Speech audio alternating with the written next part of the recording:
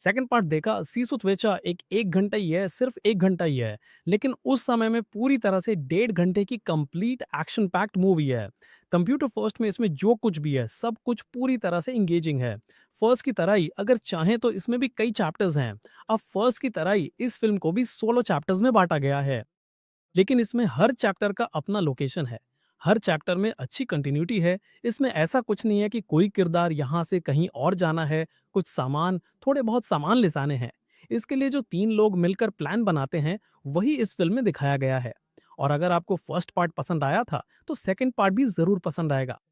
पहले पार्ट को जब मैंने देखा तो मुझे लगा कि कुछ चीज़ें बहुत ज़्यादा ओवर कर दी गई हैं और उसका भी ज़्यादा ओवर वर्ज़न है सेकंड पार्ट में।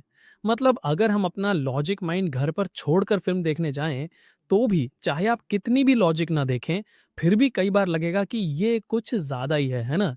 ऐसे बहुत सारी ओवर द टॉप चीज़ें इस फ़िल्म में इस गैंग को करनी पड़ती हैं। यही इसकी ख़ासियत है। यही इस फ़िल्म का असली मज़ा है। मतलब हम हर एक सीन के लिए इसलिए इंतज़ार करते हैं कि आगे ये बंदा क्या करने वाला है, ये जानने के लिए। तो जैसा मैंने कहा, पूरी तरह से थ्रिल और फुलफ़िलमेंट के साथ फ़िल्म आगे बढ़ती है। यानी हमें कहीं भी साँस लेने की जगह नहीं मिलती। एक पल के लिए भी ब्रीथिंग स्पेस नहीं है। एक्शन के बाद एक्शन, लगातार एक के बाद एक सीन आते हैं। अगर एक सीन हवा में है, तो अगला पानी में, फिर कहीं और छुप कर। ऐसा कोई भी अनावश्यक चीज़ नहीं डाली गई है। एक सीन है जिसमें एक टैंक रखा गया है और उसे छुपाया गया है। बस वही एक चीज़ मुझे याद है। बाकी सब ओवर नहीं है, लेकिन ऐसा लगता है कि मेरी माँ कहेगी क्या बात है, 11 की कोई सीमा नहीं है क्या?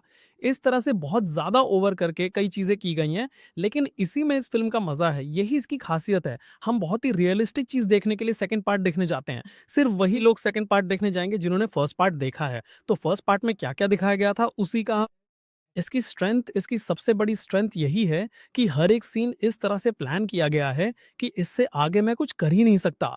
ट्रेलर में जो सीक्वेंस दिखाए गए थे, सिर्फ वही नहीं, बल्कि और भी कई चीजें इसमें हैं।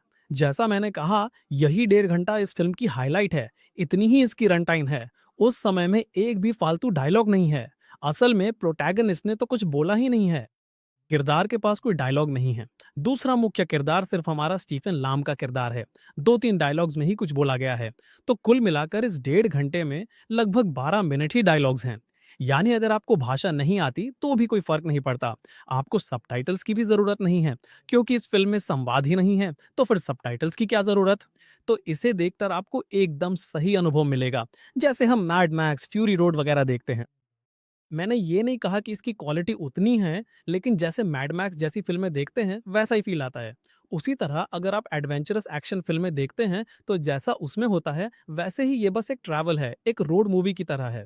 इसके बीच-बीच में ऐसे कई बाधाएँ आती हैं, जैसे हम गेम खेलते समय चेक पॉइंट्स पर पहुँचते हैं, वैसे ही यहाँ भी होता है। इसी तरह के मूड में ये फ़िल्म बनाई गई है। इसका मुख्य उद्देश्य यही है कि पूरे 1.5 घंटे तक फुल ऑन पक्का एक्शन देना। ये फ़िल्म वो डिलीवरी करती है, लेकिन इसमें कुछ कमियां हैं, कुछ अच्छी बातें भी हैं और यही इस फिल्म की खासियत है। ये कोई समस्या नहीं है, बल्कि फिल्म ने इसे अपनाया है। अगर आप इस फिल्म को देखने जा रहे हैं, तो आपको ये समझ कर जाना चाहिए कि इसमें ऐसे-ऐसे चीज़ें होंगी, जिनकी हम कल्पना भी नहीं कर सकते। चाहे कितने भी खतरे हों, ये आदमी मरेगा नहीं, चाहे कितनी भी मार पड़े। ऐसा ही एक किरदार है, एकदम वन मैन आर्मी जैसा। अगर फ़िल्म में ये सब है, तो जैसा मैंने कहा, अगर आप लॉजिक माइंड लेकर या घर में बैठकर लॉजिक सोचते हुए देखेंगे, तो आपको एक अच्छा एंटरटेनिंग फन राइड मिलेगा।